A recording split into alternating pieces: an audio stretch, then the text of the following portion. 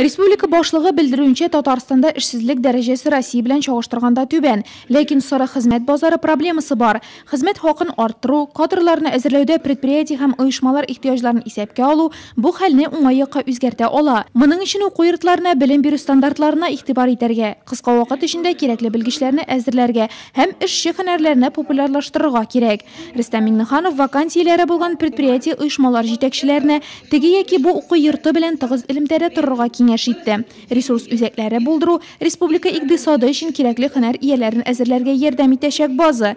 Татарстанда андый практика бар. Нурлатта бу функция Нурлат аграр техникумына йөкләнә.